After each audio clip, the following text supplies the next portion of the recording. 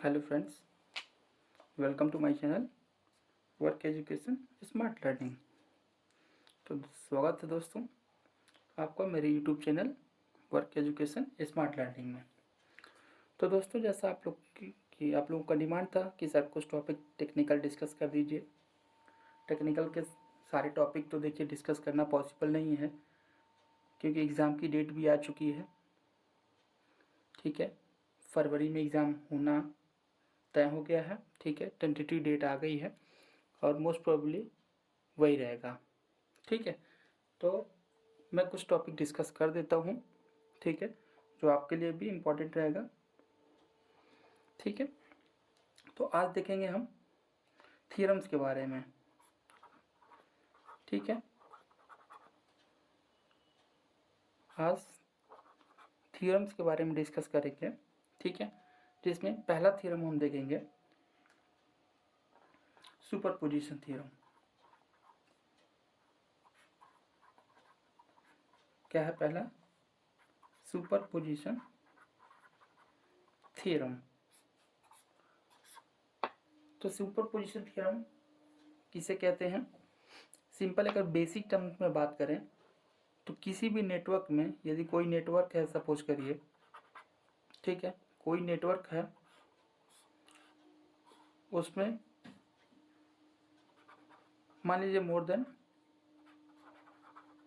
Then one sources हैं उसमें। ठीक है, मोर देन वन सोर्सेज हैं।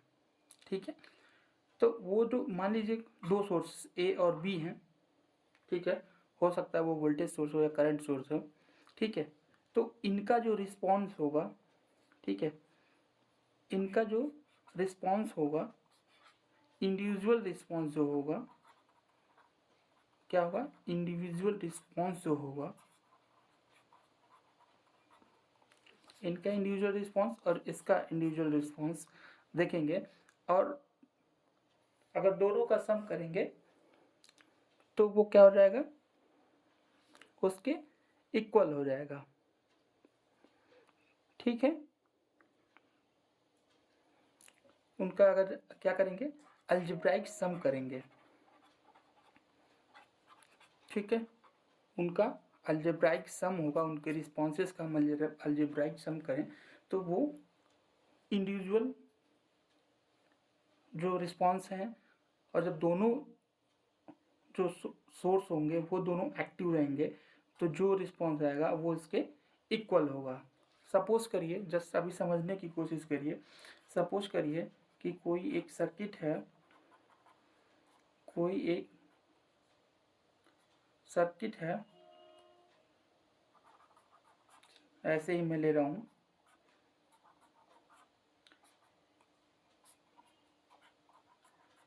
यहाँ पे मैं ये सर्किट देख रहे हैं, मैं बना रहा हूँ। ये V1 है, ये V2 है, ये R1 है, ये R2 है, ये R3 और ये R4 है। ठीक है, और हम मुझे सपोज करिए ये करंट फाइंड करना है। ठीक है, ये करंट फाइंड करना है तो इसका भी कुछ रिस्पांस होगा इस वोल्टेज का, और कुछ रिस्पांस इस वोल्टेज का होगा। तो जो इंडिविजुअल रिस्पांस, पहले इसका V1 के केवल V1 का रिस्पांस देखेंगे। ठीक है, फिर V2 का केवल रिस्पांस देखेंगे। ठीक है, फिर उसके बाद देखेंगे कि दोनों का सम, ठीक है, दोनों को एक साथ अगर एक्टिवेट करते हैं तो वो जो टोटल करंट होगा इन दोनों रिस्पॉन्सेस के बराबर होगा। सपोज करिए V1 जब हमने लगाया, V1 यूज़ किया तो I1 आया, और V2 यूज़ किया तो I2 आया। ठीक है, तो टोटल करंट जो I होगा वो I1 प्लस I2 हो जाएगा। सिंपल ये फंडा है। ठीक है, तो आई होप कि यहाँ तक आपको समझ में आया होगा। ठीक है, इसका डेफिनेशन देखते हैं। जब अगर इसका डेफिनेशन देखेंगे तो क्या हो जाएगा? इसका डेफिनेशन देखिए, इसका डेफिनेशन देख लेते हैं क्या होगा। डेफिनेशन हो जाएगा in any linear by directional, any linear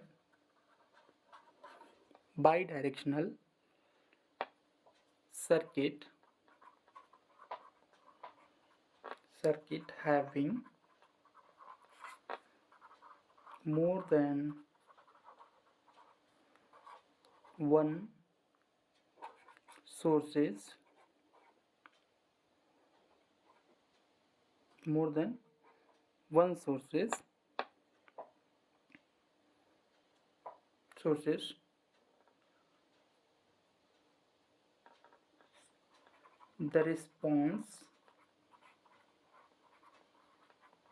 the response in any one of the branches is equal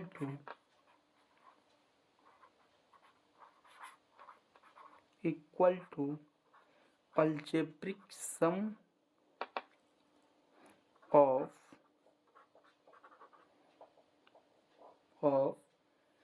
the responses caused by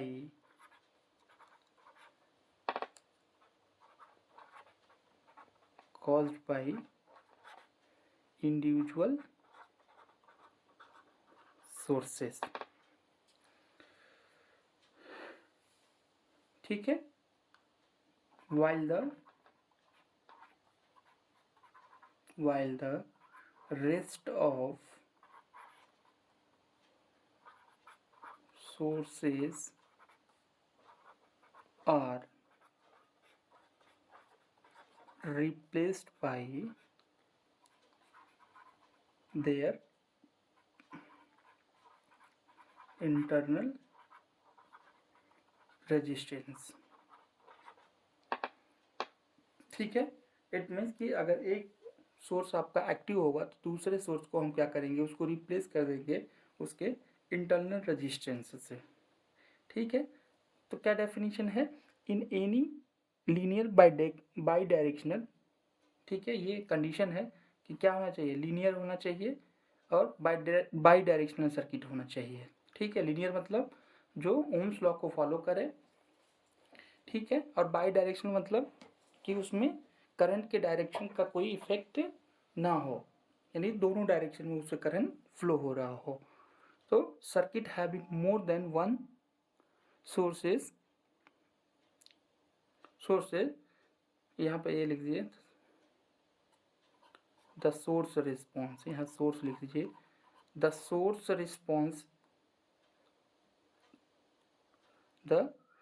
response in any one of the branches is equal to the algebraic sum of the responses caused by individual sources। ठीक है, जो individual source होगा उनकी वजह से जो responses होगा, ठीक है, उनका अगर अलजेब्रिक सम करेंगे तो वो जो टोटल जो सोर्स होगा उसके रिस्पॉन्स की क्या होगा, इक्वल होगा। ठीक है, और ये ध्यान देना है कि जब कोई एक सोर्स एक्टिव रहेगा तो दूसरे सोर्स को हम क्या करेंगे, रिप्लेस कर देंगे, किससे, उसके इंटरनल रेजिस्टेंस से। ठीक है, ये चीजें ध्यान देना है। ठीक है, ठीक है, तो एग्जाम्पल देखते हैं।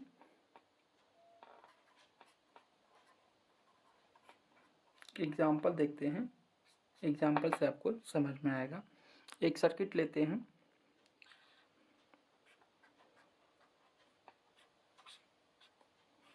यहाँ पे 6 ओम है।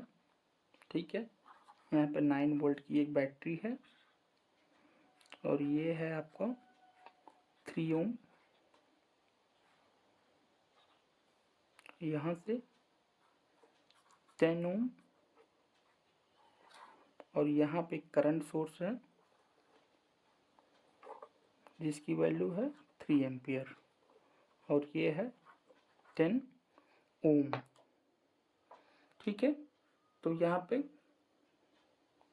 क्या है, find current flowing through 3 ohm resistance by using superposition theorem.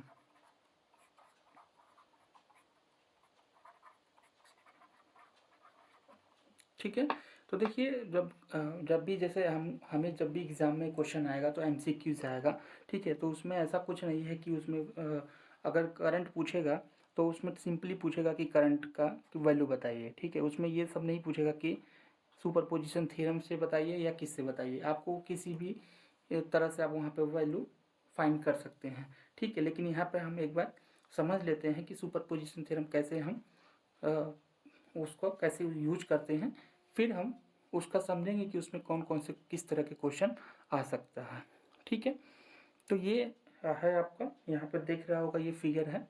इस फिगर में आप देखिए, आप ध्यान से देखेंगे तो यहाँ पे कितने सोर्सेस हैं, 2 सोर्सेस हैं। एक तो 9 वोल्ट की यहाँ पे क्या है वोल्टेज सोर्स है। ठीक है, एक 9 वोल्ट का वोल्टेज सोर्स है और यहाँ पे क्या है 3 एम्पियर का करंट सोर्स है।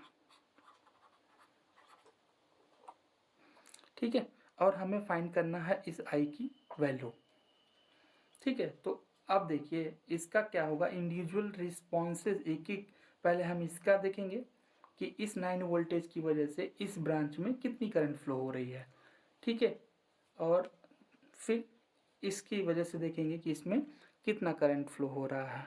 ठीक है, और फिर दोनों का हम क्या करेंगे अलजेब्रिक सम कर देंगे।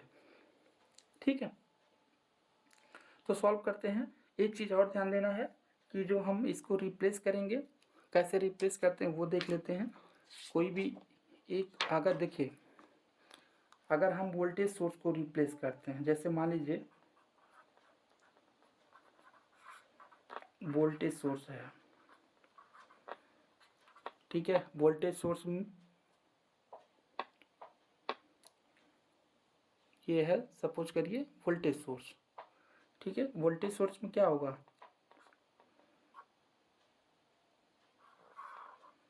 वोल्टेज सोर्स होगा और उसका इंटरनल रेजिस्टेंस होगा।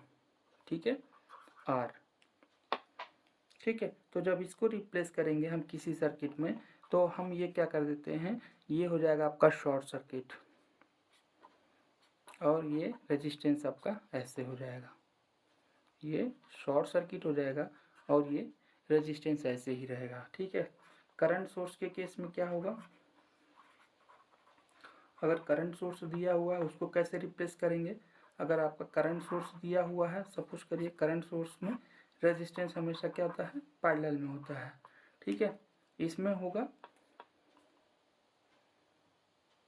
ठीक है, ये मान लीजिए कोई करंट सोर्स है आई, तो जब इसको रिप्लेस करेंगे तो ये ओपन हो जाएगा। ठीक है, ये ऐसे हो जाएगा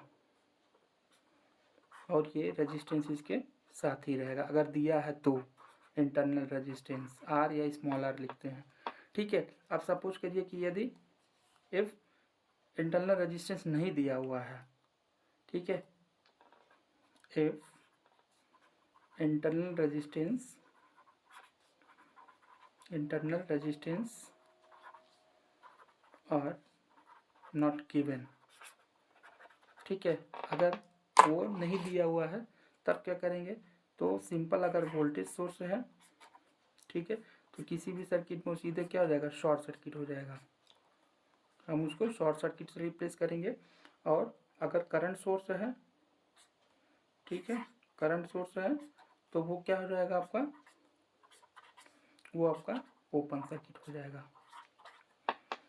ठीक है, तो ये ध्यान देना है, अगर इंटरनल रेजिस्टेंस दिया हुआ है तो वहाँ पे हम इंटरनल रेजिस्टेंस से रिप्लेस करेंगे। अगर इंटरनल रेजिस्टेंस नहीं दिया हुआ है तो सिंपल वोल्टेज सोर्स आपका शॉर्ट सर्किट हो जाएगा। ठीक है, और करंट सोर्स क्या हो जाएगा ओपन सर्किट हो जाएगा। ठीक है, तो इसी तरह अब इस तरह से देखते हुए हम जो सर्किट अभी हमने देखा उसको सॉल्व करते हैं। ये सर्किट है, इस सर्किट को हम सॉल्व करते हैं। तो इस सर्किट को सॉल्व करने के लिए हम 2 केस लेंगे।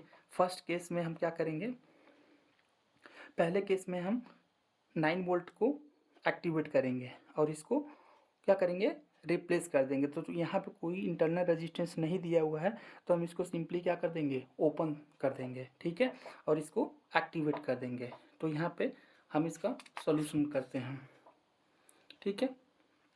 देखिए सॉल्यूशन देखते हैं इसका, ठीक है। केस 1 ले लेते हैं, ध्यान से समझेंगे, ठीक है। केस 1 हमने ले लिया। केस 1 में हम 9 वोल्ट को क्या करते हैं, एक्टिव करते हैं। इसको एक्टिव करके देखते हैं, ठीक है। तो ये सर्किट आपका कुछ इस तरह से हो जाएगा। ये 3 ओम का रेजिस्टेंस है, ये 6 ओम का है, ठीक है। और यहाँ पे हमको करंट फाइंड करना है आई डैश, ठीक है। हम आई डैश मान लेते हैं, ठीक है। हमें आई फाइंड करना है, लेकिन 9 वोल्ट की वजह से जो रिस्पॉन्स है वो क्या है, सपोज करिए आई डैश है, ठीक है। ये यहाँ पे क्या हो जाएगा, यहाँ पे आपका जो रेजिस्टेंस है 10 ओम वो ऐसे ही रहेगा, और यहाँ पे जो करंट सोर्स था वो हमने क्या किया, इसको ओपन सर्किट कर दिया, ठीक है। तो यहाँ पे आई डैश निकालेंगे, तो यहाँ पे ये ब्रांच क्या है, ओपन है, ओपन सर्किट हमने कर दिया था, तो यहाँ कोई भी करंट फ्लो नहीं होगा, यहाँ पे कोई करंट फ्लो नहीं होगा, टोटल करंट इससे फ्लो होगा। तो यहाँ पे आई डैश क्या हो जाएगा, आई डैश क्या हो जाएगा, I equals to B upon R से 9 और 6 + 3 क्या हो जाएगा, 6 + 3 9। इस तरह से ये कितना आ जाएगा, 1 एम्पियर, ठीक है। ये हो जाएगा आपका, ये आया 9 वोल्ट की वजह से क्या रिस्पॉन्स आया, ये 1 एम्पियर, ठीक है। अब देखते हैं केस 2। केस 2 देखते हैं, केस 2।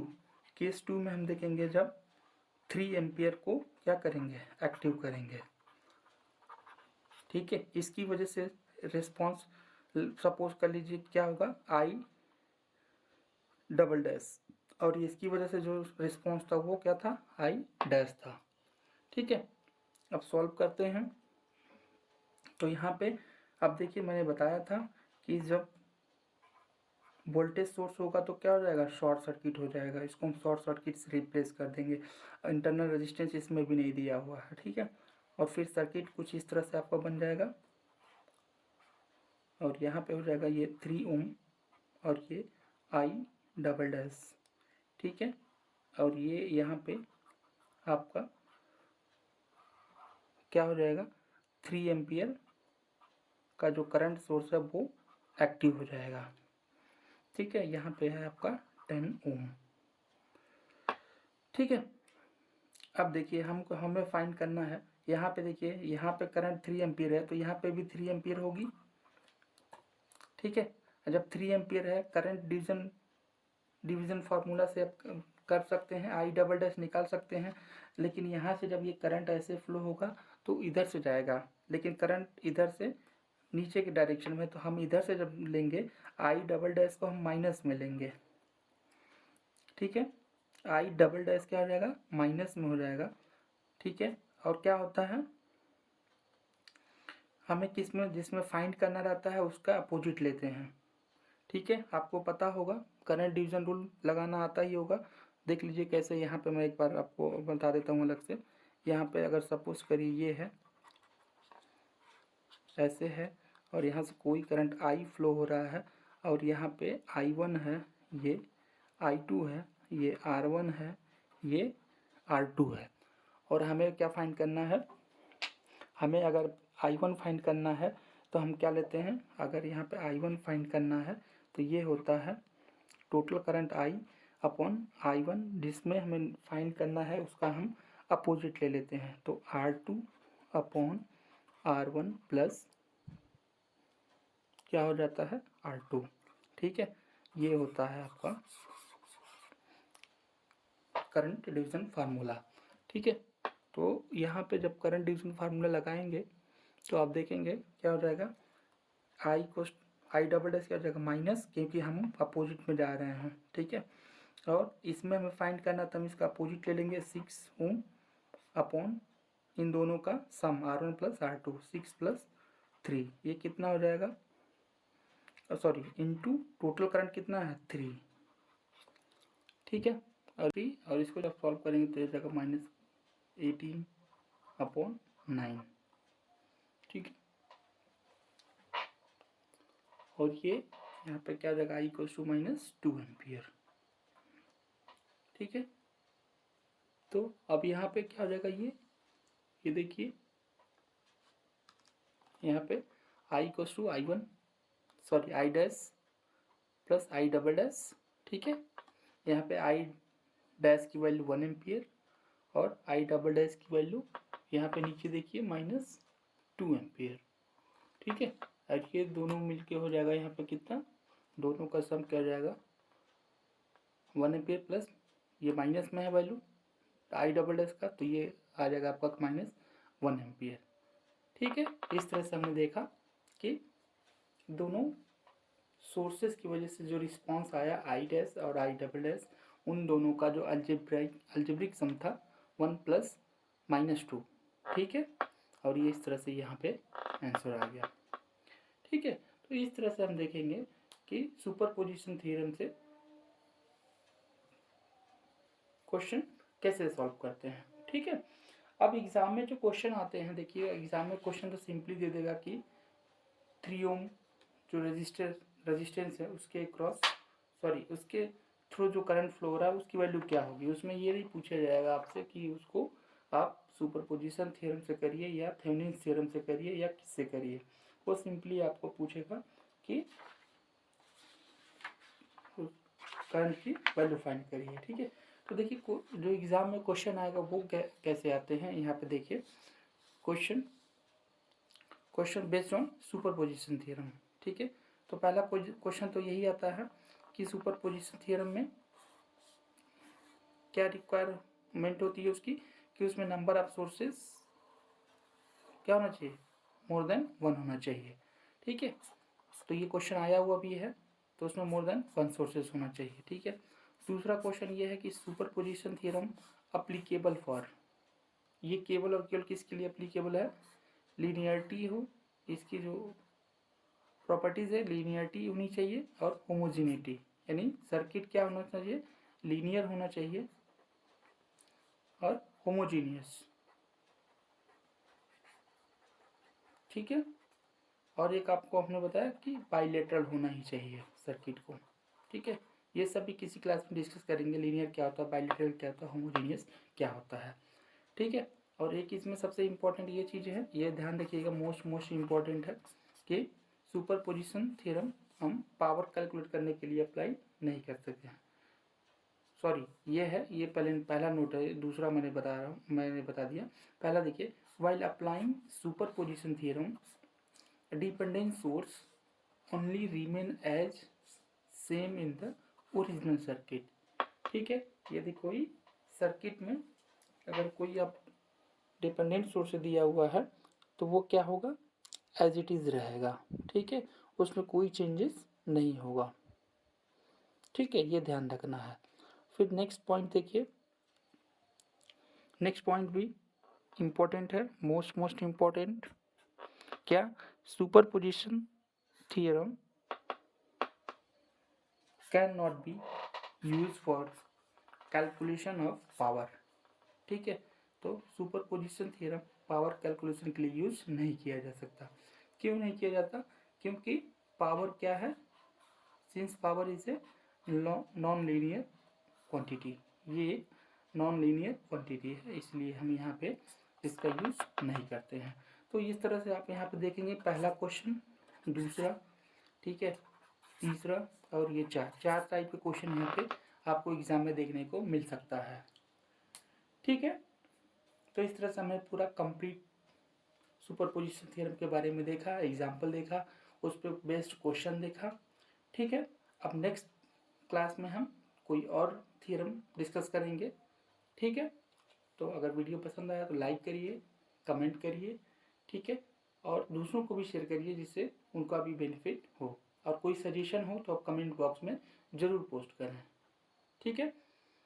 तो समय बहुत कम है, आपको रिवीजन भी बहुत ज़्यादा करना है और सिलेबस भी बहुत बड़ा है इसका, ठीक है। तो आप अपनी स्पीड को बढ़ा दीजिए, ठीक है।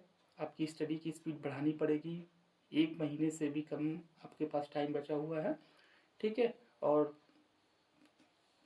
टेंशन बिल्कुल मत लीजिए, ठीक है। टेंशन लेने से कुछ नहीं होगा, ठीक है। धैर्य बनाए रखिए और पढ़ाई करते रहिए, ठीक है। Thank you so much.